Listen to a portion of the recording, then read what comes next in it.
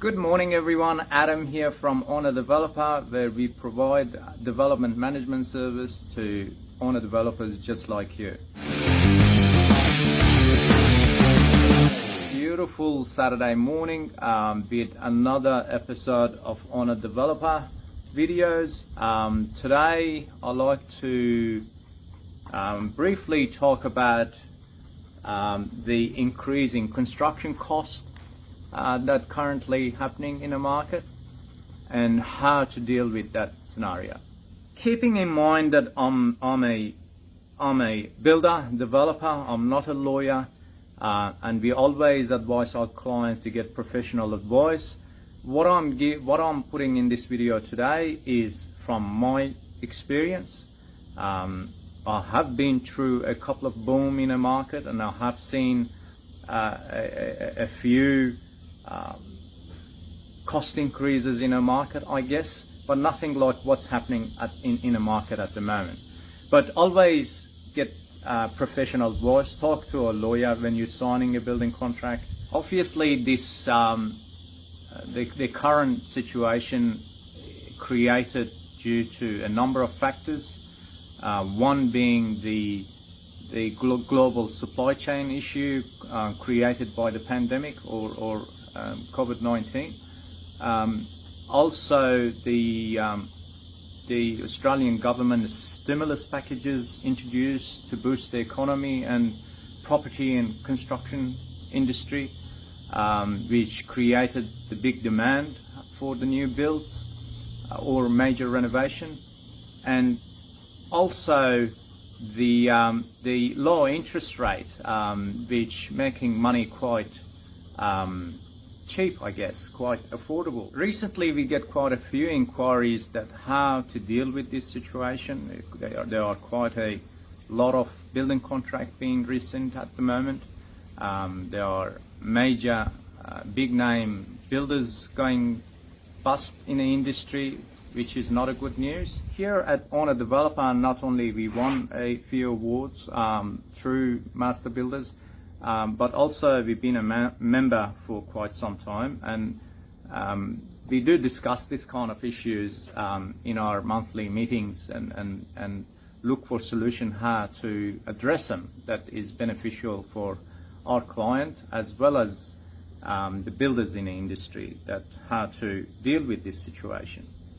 So and this question come to my desk quite often, that what do we do?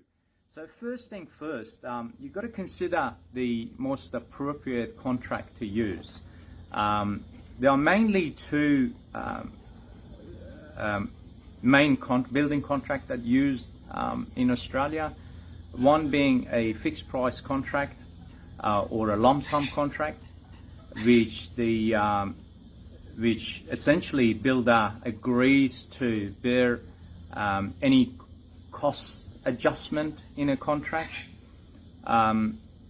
This is a sort of a agreement, or this is a sort of a contract we've been recommending to our client all the time. So as a developer, as a homeowner, you're not in a vulnerable position. You know where you're standing from a contractual point of view. You know the cost is fixed at the end of the day. Considering the current situation, it's quite difficult as a builder to cost the job and consider the price adjustment coming. So if I'm signing a contract today and pricing it based on today's price, by the completion we have 20% price adjustment. So from a profit margin point of view, as a builder, I'm 20% behind.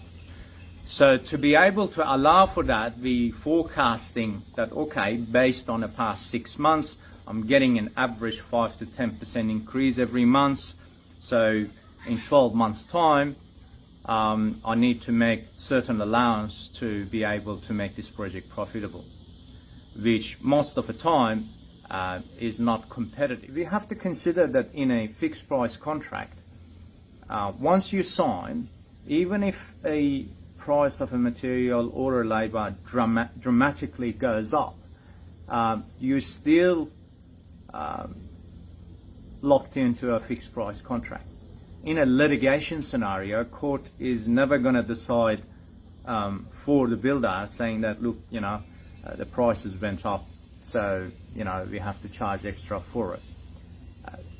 In the same event that if the prices would go down, the homeowner or the developer wouldn't be able to claim that, oh, look, the prices went down dramatically, so we're claiming for that saving. Another form of contract that is regularly used in the industry is a cost-plus contract, or also a schedule of rate contract is also used in the industry. These two forms of contract is more in an environment where the developer, the homeowner, has pre-existing relationship with the builder, or they built in the past and they know each other and there is trust involved.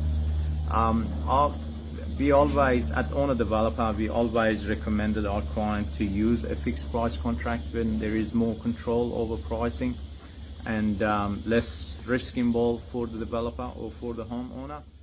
Understanding your contract and knowing what you can and can't do within that building contract, you basically can choose what's most appropriate to you. You'll know, what clause you can add to the building contract as a special condition to cover this kind of situation. Obviously, these clauses has to be agreeable on both sides.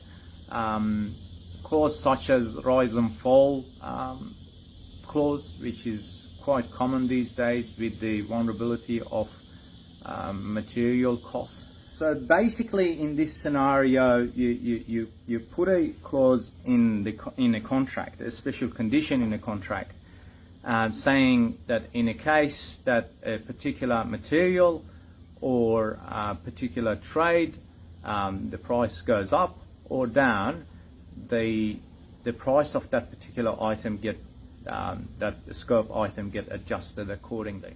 So you introduce this rise and fall either as a clause by itself or as a provisional sum item that this is my allowance for the roofing trade, supply and install, or PC item for the supply only, and once it comes to actually doing the job, you either get comparative code and make adjustment, or look at what's happening in the market. The content of a clause is fairly simple, but again, in a major contract, I suggest getting your lawyer to put it together and review to make sure it's enforceable. Obviously, it needs to be enforceable, so it needs to be clear for both parties to understand and agree to. The terms can't be unreasonable, so you can't ask 50% increase when the market inflation rate is 5%, 10%, for instance. Also, the clause needs to be workable, so you can actually apply it to project. The more, in my experience, the more transparent you are, so the more you communicate this issue and the more you formulate this issue within the contract, the more detail you put in the contract, the easier it becomes to deal with.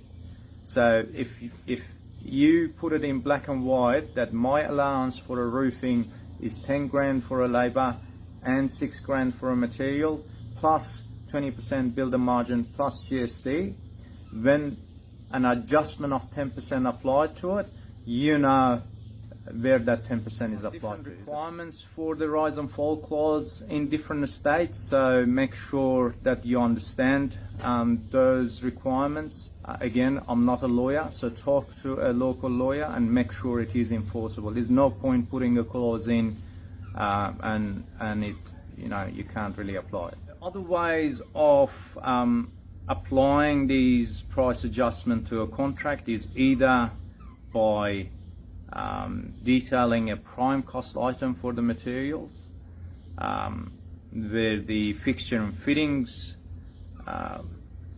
applicable, and the builder couldn't price the fixture and fittings, didn't have enough detail, or couldn't predict what the price adjustment going to be, so you put it as a prime cost allowance, or you can apply it as a provisional sum, which when there is a unforeseen matter such as a underground excavation, or there is a supply install item that again you couldn't put an accurate price on it. Another thing to consider is to reduce the time frame between the time that you sign in contract to commencing work.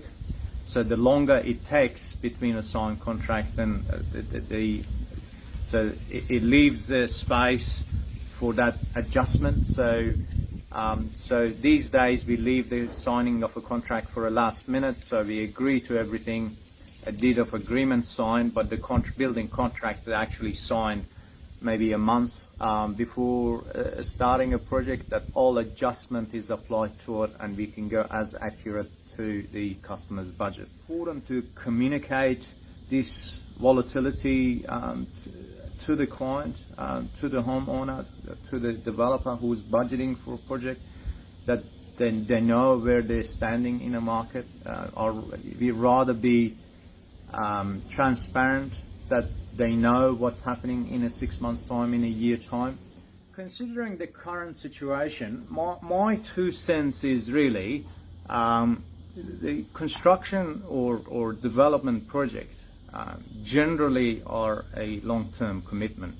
The average house take about 6 months to build, or average development site take about a year to develop. So considering that is not really a builder's fault, these price adjustments, you just have to deal with what the market's dictating, really. And in my view, the homeowner, the developer and the builder should be really supporting each other in this situation. And the more open and transparent you are, the better outcome you get. If you need assistance with construction or development management, let us know. More than happy to help.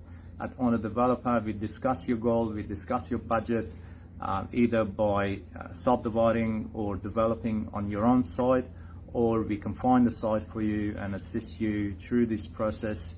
Let us know. More than happy to help. Until next time, happy developing.